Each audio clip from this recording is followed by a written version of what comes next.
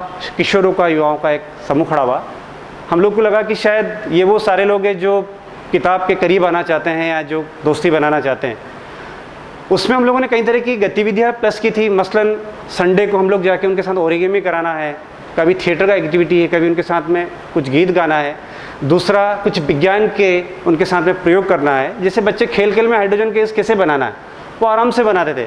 Injection की शीशी, cycle का वाल ट्यूब, हाइड्रोजन, आपका कास्टिक सोडा, उसमें एल्यूमिनियम डाला, पानी डाला, आपका हाइड्रोजन बन गया। ये सारे जो स्कूल में प्रयोग नहीं हो रहे थे वो आपके लाइब्रेरी में हम लोग उसको किया करते थे। इन सब काम में एक क्लब का एक बड़ा साथ रहा है। एक क्लब ने हम लोग को किताब और हम लोग का जो बेसिक ट्रेनिंग है उसमें एक बड़ा सपोर्ट किया है। हर 15 दिन में उनके लोग आके और हमारे साथ में एक बातचीत है। इनमें से जो पोटेंशियल वाले 5-10 जो यूथ है उनके साथ में अगर उनको लग रहा है कि देवास जाना है, कहीं और ट्रेनिंग में जाना है, तो उनका बड़ा सहयोग था कि इनको जाके और मौका मिलना चाहिए। हाँ, ये हमारी जो पहले दौर का जो ये रास्ता था, ये बढ़ते बढ़ते हम लोग 94 तक 35 झोला पुस्तकालय तक पहुंच गए थे 5 सालों में। पहली लाइब्रेरी शुरू होके 4 सालों में 25 साल तक हम लोग 35 झोला लाइब्रेरी तक पहुंचे थे। और इस हमारे पूरे क्षेत्र में एक बड़ा विशाल युवाओं का एक नेटवर्क खड़ा हुआ। मुझे याद है कि 95 में मध्य प्रदेश में जब पहला पंचायती राज लागू हुआ था और एकलव्य संस्था को पंचायती राज के लिए सरपंचों का ट्रेनिंग देने का एक प्रोग्राम मिला था, तो मुझे याद है कि जिन 35 गाँव में हमारी लाइब्रेरी थी उन गाँव में अधिकतर जो पंच बने थे वो बच्चे थे। लिटरेसी पूरा मूवमेंट जब पूरे डिस्ट्रिक्ट में शुरू हुआ तो उसके जो 16 सेक्टर बने थे काम करने के, उनमें से 16 सेक्टर में से 6 सेक्टर के जो कोऑर्डिनेटर थे वो हमारे लाइब्रेरी के बच्चे थे। उन 6 सेक्टर का काम का असर और बाकी के 10 सेक्टर के काम का असर का हम लोगों ने बड़ा तुलनात्मक अध्ययन किया था। उसमें काम का जो इम्पैक्ट था वो एक अलग ही फ़र्क आया। और जिन गाँवों में हमारे जो साथी लाइब्रेरी थे वो जो पंच बने, 2-3 गाँव में वो पंचायत सेक्रेटरी बने हैं और 2-1 गाँव में उपसरपंच बने, उनके काम का जो असर था वो अपने आप में एक अद्भुत था। उन्होंने उधर भी अगर कंस्ट्रक्शन का काम कराना तो उनका इनोवेशन उसमें दिखता था।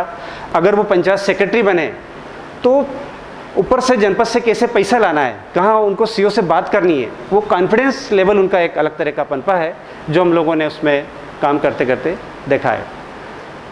हम लोग का ये दौर शुरू होते में सबसे महत्वपूर्ण जो ये लाइब्रेरी का जो ट्रायल हमने किया था 98 में, जब एकलव्य संस्था ने पूरे इलाके में डेवलपमेंट के काम शुरू किए थे, वाटरशेड और महिला संयोग का काम किया था। जब हम लोग को कार्यकर्ताओं की ज़रूरत थी कि उसमें संस्था की ज़रूरत थी कि कौन उसमें काम करेंगे, तो मुझे याद है कि जब मेरे घर से बैलगाड़ी से जो लाइब्रेरी थी, जब खातियाँ हम लोगों ने ऑफिस शिफ्ट किया तो उस समय हम 2 लोग हुआ करते थे। बाद में पूरे तहसील से जब हम लोगों ने ये काम एकलव्य ने काम शुरू किया था तो उस समय जो 95 कार्यकर्ताएँ जो संस्था में ज्वाइन किया, उसमें से 18 से 20 लड़के पूरे जो लाइब्रेरी मूवमेंट के जो यूथ थे उन्होंने उसमें फुल टाइम ज्वाइन करके इस काम को आगे बढ़ाया था। एक अचीवमेंट था हम लोग के लिए कि वो यूथ काफ़ी स्ट्रांग होके और समाज के लिए आगे आने की उनकी थी। और 99 में हम लोग का काम का थोड़ा सा एक चेंज हुआ था। जब काम काफ़ी स्तर पे बढ़ा तो एक क्लब का ये मानना था कि एक दूसरे सेक्टर में ट्राइबल इलाके में काम को हमें एक शुरुआत करनी है। फिर उस समय मैंने काम को एक नई दिशा दी थी। आदिवासी इलाकों में मैंने उनके जो स्पोर्ट की छोटी छोटी किताबें, जैसे वॉलीबॉल कैसे खेले या उनका खेती का तरीका क्या है, उनके आदिवासी भाषाओं में हम लोगों ने किताबों को ट्रांसलेशन किया था, हिंदी से या अंग्रेजी से। उनका आदिवासी जो उनकी गोंडी भाषा है और जो कोरकू भाषा है, उसमें वो छोटी छोटी बुकलेट 4 पेज की किताब, 5 पेज की किताब कैसे बनाए। और उसी समय एक बड़ा दौर आया था कि जो बच्चे लाइब्रेरी चला रहे थे उन्होंने अपने अपने स्तर पे छोटी छोटी साइक्लो स्टाइल स्टेंशियल बुकलेट निकालना शुरू किया था कि उनके गांव में वो क्या कर रहे हैं वो अपनी किताब में छापेंगे। हम लोगों ने 5 जगह ऐसे कुछ किताबें साइक्लो स्टाइल मशीनें दी थी, जिसमें ये था कि जो बच्चे अपनी कविताएँ लिख रहे हैं, अपने अनुभव लिख रहे हैं, अपने गांव का जो डेवलपमेंट का जो पंचायत ने काम किया वो लिख रहे हैं, तो उनको उस किताब में आना चाहिए। 10 से 15 पेज, 12 पेज, 8 पेज जो उनकी कैपेसिटी थी, उस तरह का साइक्लो स्टाइल किताबें वो युवा निकाल कर आसपास सर्कल में बांटा करते थे। ये एक बड़ा अच्छा अचीवमेंट था। बाद में इस काम के लिए चरखा ऑफिसर्स दिल्ली ने एक बड़ा सपोर्ट किया था इससे एक बड़ी नई सोच निकली थी कि जन पत्रकारिता, कि जो यूथ गांव से निकले हैं उनमें ग्रामीण विकास को लिखने की समझ या उनका कौशल कैसे पनपे। ये एक बड़ा उसी काम को करते करते हम लोग की समझ बनी थी। मुझे याद है चरखा फीचर्स की पहली वर्कशॉप खातियाओं में की थी, उसमें 42 लाइब्रेरी के बच्चे शामिल हुए थे और उन्होंने सबसे पहले पत्र संपादक के नाम चिट्ठी कैसे लिखे, गांव की मुश्किलों को लिखे। नई दुनिया भास्कर जो वहाँ की स्थानीय अखबार है, उनमें आए दिन खूब सारी खबरें होती थी कि आज फला गांव में फला काम नहीं हुआ, नीचे ये था।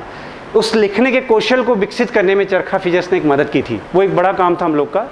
उस काम का इम्पैक्ट ये हुआ था कि कई जगह सीओ इनिशिएटिव लेके काम शुरू कर रहे हैं, कई जगह बच्चों को या युवाओं को आके कहा जा रहा है कि नहीं, आपका जो प्रॉब्लम आप सीधा आके कहिए, चिट्ठी मत लिखिएगा अखबार को।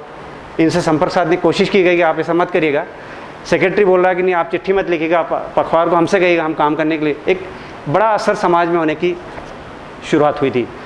लेकिन इसमें एक जो सबसे महत्वपूर्ण ये हुआ था कि इसी जन पत्रकारिता से 6 लोग माखनलाल चतुर्वेदी यूनिवर्सिटी से, उन्होंने इलेक्ट्रॉनिक मीडिया MSc इन इलेक्ट्रॉनिक मीडिया करके, और वो बड़े अखबारों में हैं। उनमें से एक जन अभी ETV हैदराबाद में है, एक जन आज तक में है, एक जन अभी मध्य प्रदेश में ये राजस्थान पत्रिका में काम करते हैं, और एक जन जो मेरे मित्र हैं जो लाइब्रेरी में थे, वो सिएटल अमेरिका में है, पवन, और उधर से वो ट्यूशन करके कुछ पैसा वापस यहाँ बच्चों के लिए ट्यूशन करके अपना पैसा इधर भेजते हैं। अभी एक जन मेरे और मित्र हैं जो इसी मूवमेंट से निकले हैं, वो अमेरिका सेटल हुए, वहाँ से कुछ हिस्सा वो बच्चों की लाइब्रेरी के लिए वो भेजना शुरू करें। मैं कहने की कोशिश कर रहा हूँ कि एक छोटी सी शुरुआत ने अपने स्तर पे कई सारे लोग वहाँ उस पूरे इलाके में 10 साल में खड़े किए। ये 90 से लेके सन 2000 तक के बीच का मैं एक पूरा बात कर रहा हूँ। अभी हम लोगों ने 1998 में एक समूह बनाया था, उन सारे लोगों का एक नेटवर्क बनाया था कि वो लोग जन पहल करके, कि जो लोग लाइब्रेरी से निकले हैं वो आपस में कैसे मिले, वो कहीं जॉब कर रहे हैं, कहीं डॉक्टरी कर रहे हैं, कहीं टीचर हैं, कहीं मीडिया में हैं, कहीं सीएटल में बैठे हैं या कहीं और जगह बैठे हैं, वो अपने अपने स्तर पे इस काम को आगे कैसे बढ़ाएं। वो एक बेहतर उनके साथ बात हुई है। उसमें हर साल एक पूरी टीम आती है, उसमें कई लोग अपना और मित्रों के साथ शामिल होते हैं और कोशिश करते हैं कि उस काम को हम कंटिन्यू जारी किस तरह के, जिस सिस्टम से और जिस तरीके से हम लोग का उभार समाज के लिए हुआ है और हम आगे बढ़े। ये मेरे शुरुआत के 10 साल काम था। और इसके बाद संस्था में कुछ अलग तरह की मुश्किलें बढ़ी, क्योंकि जब जो संस्था आपको पनपाती है, आपको बढ़ाती है, लेकिन उस लेवल पे जब आप क्यूरी करने की कोशिश करते हैं, एक क्लब के साथ में एक थ्रस्ट उन युवाओं का बना। बेसिक थ्रस्ट ये था कि जिस क्षेत्र में आप डेवलपमेंट का काम कर रहे हैं उसमें इतना विकास करने में महंगी टेक्निक का मतलब क्या होगा। बेसिक सवाल उन बच्चों ने संस्था पे पहले ये उठाया था, कई युवाओं ने, ये था कि गांव में काम करने के मायने हैं, जिसके आपको काम के तरीके वो सब थोड़े चेंज करने पड़ेंगे। इस क्वेश्चन को लेके कई लोग दूसरी संस्थाओं में ज्वाइन करके और अपने टेक्निक निकाल के उन्होंने स्थानीय स्तर पे 2-3 छोटी संस्थाएं बनाई हैं। जैसे जैन पहल अपने आप में एक रजिस्ट्रेशन करा के उन्होंने एक अपना नया काम शुरू किया है और छोटे ग्रुप बने। तो उसमें थ्योरी ये थी कि एक बड़े ग्रुप का आकार ना होकर छोटे छोटे स्तर पे हम लोग 2 गांव, 4 गांव, 10 गांव में अपने काम को हमें शुरू करना चाहिए। वो एक बड़ी शुरुआत इन युवाओं ने शुरू की थी।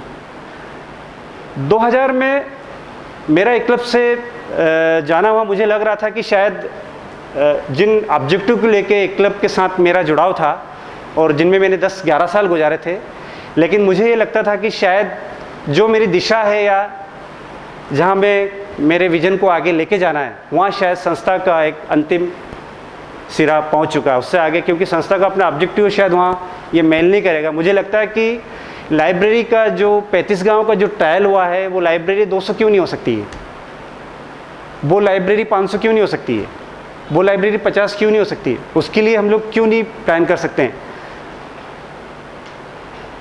एक क्लब ने 10 साल के बाद में उस काम को वाइंड अप करने का प्लान नहीं किया, लेकिन उनको लग रहा था कि शायद इस काम में और थोड़ा सा हमें रुक के और प्लान करना चाहिए। हम लोग को लग रहा था कि नहीं, दरअसल जब इतने यूथ निकले हैं और ये लोग अपने तरह से इस काम को आगे बढ़ाने का प्लान कर रहे हैं, वॉलंटरी कर रहे हैं, तो आप लोग को और इसमें मदद करनी चाहिए।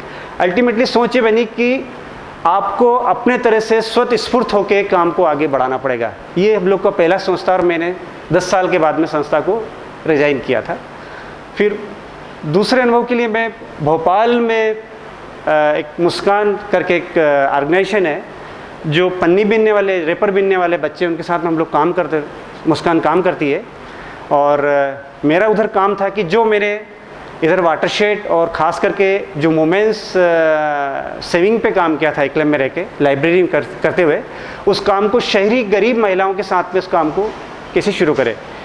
मेरे लिए बहुत अनूठा अनुभव था कि जो सोशल मैकेनिज़्म मैंने लाइब्रेरी में सीखा था, बच्चों के सामने करते सीखा था, लेकिन एक बड़े स्तर पे उस काम को इम्प्लीमेंट करने की जो चुनौती थी, उस चुनौती को कैसे हम पूरा करेंगे, खास करके गांव से एक शहर में आके। लेकिन वो जो शहरी गरीब लोग थे वो रायपुर के मूलतः गौंड थे। उनकी कहानी ये थी कि वो रायपुर से जब छत्तीसगढ़ में जब बड़े स्तर पे बड़े तालाब बनने की शुरुआत हुई थी इंदिरा जी के समय, तब कई गाँवों को उधर से हटाया गया था।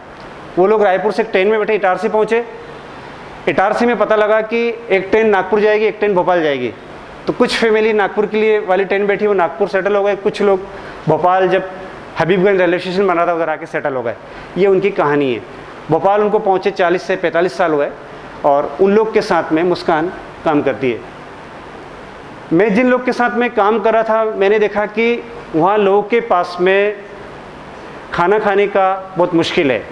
जो मर्द लोग वहाँ पीठे पे काम करने जाते थे, उनको अगर काम नहीं मिलेगा तो वो अपना लिकर पी के घर आएंगे, और महिलाओं के साथ में एक तरह का वो अत्याचार हम लोग लगातार देख रहे थे। दूसरा, महिला और जो बच्चियां हैं, ज़्यादा एक्सप्लॉयटेशन उनका था। दूसरा ये मुश्किल थी कि चावल के साथ में उनकी जो हैबिट थी, जो आपका पोल्ट्री होती है, मुर्गी होती है, उसका जो अंदर का आँत होती है, उसको 2 रुपये किलो में खरीद के वो लोग खाते थे, आँतों को साफ करके। दूसरा था कि पास में जो एक इंक्यूबेटर जो जिससे अंडे से बच्चा निकालते हैं, उसके बाद में जो सड़े हुए अंडे होते हैं, वो पूरे अंडे टोकरे भर के लोग लाते हैं और उसका चावल के साथ मिक्स करके खाते थे। हम लोग के सामने चुनौती ये थी कि इनको कैसे रोकें कि आपको ये नहीं खाना, जब तक कि हम दूसरा विकल्प उनके सामने प्रस्तुत ना करें। जो संस्था की डायरेक्टर थी, उनको लग रहा था कि क्या इनके साथ में हो सकता है।